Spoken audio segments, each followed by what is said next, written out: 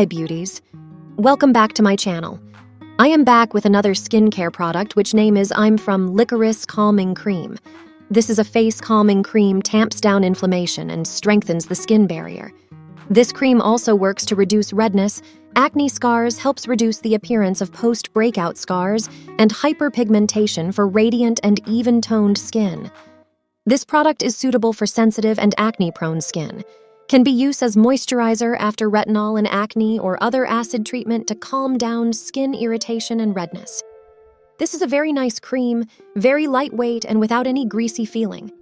The cream's main ingredient, licorice, is known to help to reduce redness in acne, irritation, and marks.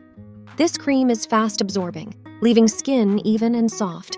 Contains oil-soluble licorice extracts to brighten skin and reduce hyperpigmentation scars.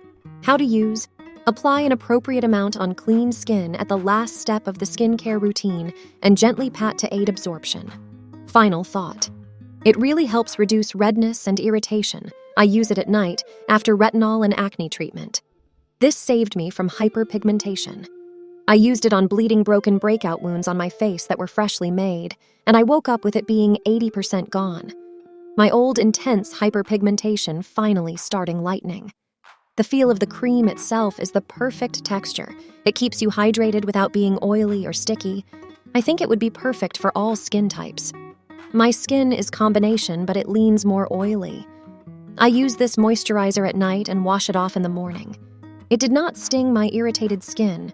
Redness was almost completely gone. My skin looked less dull, more hydrated, and noticeably smoothed within a short amount of time. The results did take time like all products do, but the noticeable differences each day were proof that it works quickly. There was no natural or artificially bad fragrance. It combs out like a cream, but apply easily and absorb very well. Must be recommend. Thanks for watching.